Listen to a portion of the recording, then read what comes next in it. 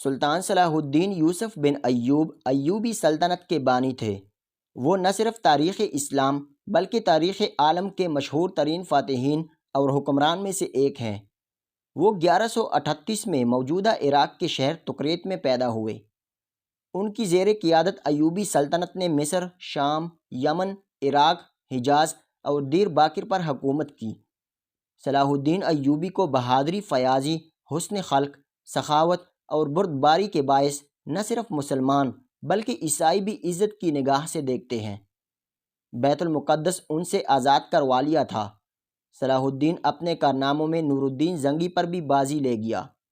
ان میں جہاد کا جذبہ کوٹ کوٹ کر بھرا ہوا تھا اور بیت المقدس کی فتح ان کی سب سے بڑی خواہش تھی۔ اس کے ساتھ ہی آپ کو سلطان صلاح الدین کی عقل مندی کا ایک واقعہ سناتے ہیں۔ سلطان کو ہر وقت دشمنوں کا سامنا رہتا تھا، لیکن دشمن نہ ہی طاقت سے اور نہ ہی عقل سے سلطان صلاح الدین کو شکست دے سکتا تھا، لیکن وہ اپنی ناپاک کوششیں ضرور کرتا رہا۔ ایک دفعہ سلطان صلاح الدین ایوبی کسی علاقے کو فتح کر کے واپس آ رہا تھا کہ راستے میں سلطان کو ایک قبیلہ دکھائی دیا۔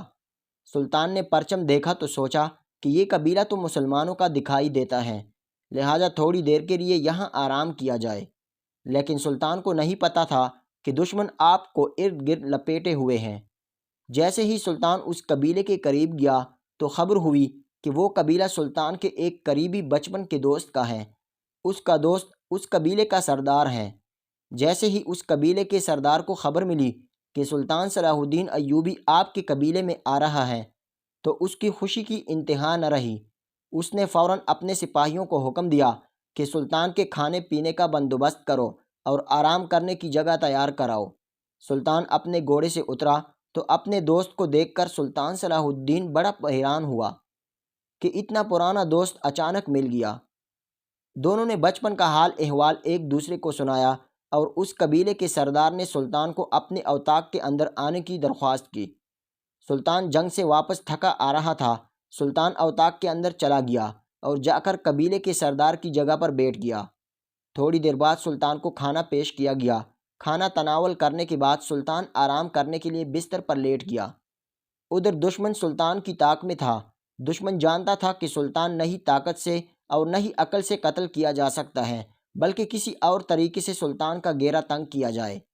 چیل کی نظروں سے بھی تیز سلطان آرام کر رہا تھا کہ ادھر دشمنوں نے اس قبیلے کے چند سپاہیوں کو بیش بہا سونے کے سکے دے کر سلطان کے کمرے میں ایک ایسی تریاک پھینکوا دی جو سانس کے ذریعے اندر جاتے ہی انسان کو جنسی تعلقات قائم کرنے کے لیے اکساتی ہے، اور اس دوا کا اثر تقریباً 24 گھنٹے تک رہتا ہے۔ دشمن جانتا تھا کہ جیسے ہی سلطان اس قبیلے سے باہر نکلے گا تو اس دوا کا اثر ضرور ہوگا اور راستے میں سلطان کا شکار کیا جائے گا۔ سلطان صلاح الدین ایوبی نے چند گھنٹے آرام کرنے کے بعد قبیلے سے اچانک روانہ ہونے کا ارادہ کیا تو سردار نے پوچھا، آپ بہت جلد روانہ ہو چکے ہیں، خیریت تو ہے؟ تو سلطان نے کہا، میری طبیعت کچھ ناساز ہے، اس لیے جانا بہتر سمجھتا ہوں، اور پھر سلطان اس قبیلے سے روانہ ہو گئے۔ چند سپاہی بھی سلطان کے ساتھ تھے کیونکہ باقی سپاہی جنگی قیدیوں کو لا رہے تھے جو کہ ابھی پیچھے تھے۔ سلطان جیسے ہی جنگل کے قریب سے گزرا تو ایک لڑکی کی چیخنے کی آواز آئی۔ سلطان نے سپاہیوں کو حکم دیا کہ تم یہاں میرا انتظار کرو، میں دیکھ کے آتا ہوں۔ جیسے ہی سلطان جنگل کے اندر گیا تو ایک خوبصورت حسینہ دیکھ کر سلطان کے قریب آنے لگی۔ سلطان گھوڑے سے اترا اور اتنے میں وہ حسینہ سلطان کے قریب آ چکی تھی۔ دشمن سمجھ بیٹھا تھا کہ سلطان ہمارے جال میں پھنس گیا ہے، لیکن اس کو کیا معلوم کہ اس کا حریف کوئی عام نہیں بلکہ سلطان صلاح الدین ایوبی ہیں۔ وہ حسینہ سمجھی شاید تریاک کا اثر یہاں سلطان کو کھینچ لایا۔ جیسے ہی وہ سلطان کے قریب پہنچی تو سلطان نے ہوا سے تیز خنجر لہرایا اور اس حسینہ کا ہاتھ کاٹ دیا۔ اب سلطان نے خنجر اس کی شہ رگ پر رکھا اور پوچھا، بتا تیرے پیچھے کون گیدڑ چھپا ہوا ہے؟ تو اتنے میں وہ دشمن سامنے آ گیا۔ وہ دشمن فرانس کے بادشاہ کا کماندار تھا۔ اب سلطان اکیلا اور ادھر کماندار اور اس کے سینکڑوں سپاہی تھے، لیکن کسی میں اتنی جرت نہ ہوئی کہ وہ سلطان کے قریب آئے۔ اتنے میں سلطان کے سپاہی پہنچ گئے اور لڑائی شروع ہو گئی اور سارے سپاہی مارے گئے۔ صرف کماندار سلطان کی تلوار کے نیچے تھا۔ کماندار سے سلطان نے پوچھا کہ اپنی آخری خواہش بتاؤ۔ اس نے کہا، مجھے صرف ایک بات بتا دو کہ اس تریاک کا اثر تم پر کیوں نہیں ہوا؟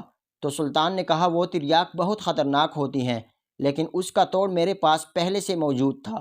جیسے ہی وہ زہر اوطاق میں پھیلائی گئی مجھے فوراً پتہ چل گیا، کیونکہ زہر کا توڑ ایک سرخ رنگ کی جڑی بوٹی ہوتی ہے جو میں پہلے کھا چکا ہوں، اور اگر یہ زہر مجھ سے میلوں دور بھی ہو تو مجھے پتہ چل جاتا ہے۔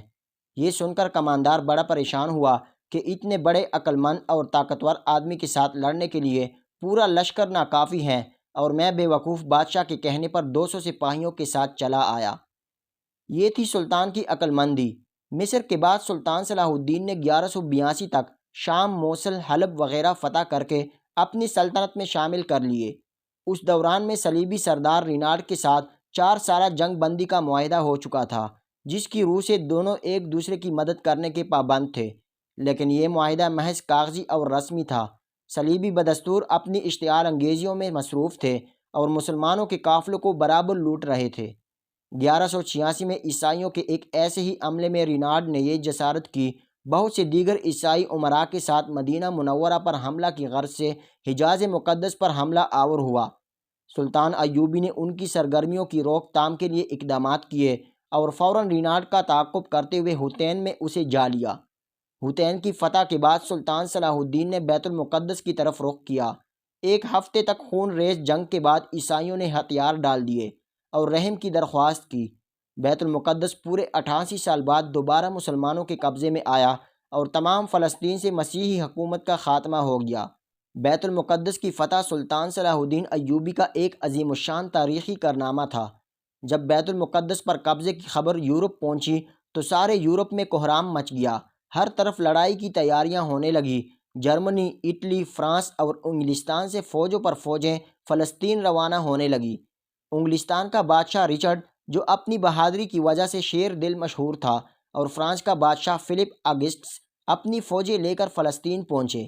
یورپ کی اس متحدہ فوج کی تعداد 6 لاکھ۔ جرمنی کا بادشاہ فریڈریک باربوسا بھی اس مہم میں ان کے ساتھ تھا۔ عیسائی دنیا نے اس قدر لاتعداد فوج ابھی تک فراہم نہ کی تھی۔ یہ عظیم الشان لشکر یورپ سے روانہ ہوا اور مکہ کی بندرگاہ کا محاصرہ کر لیا۔ اگرچہ سلطان صلاح الدین ایوبی نے تنہا مکہ کی حفاظت کے لیے تمام انتظامات مکمل کر لیے تھے، لیکن صلیبیوں کو یورپ سے مسلسل کمک پہنچ رہی تھی۔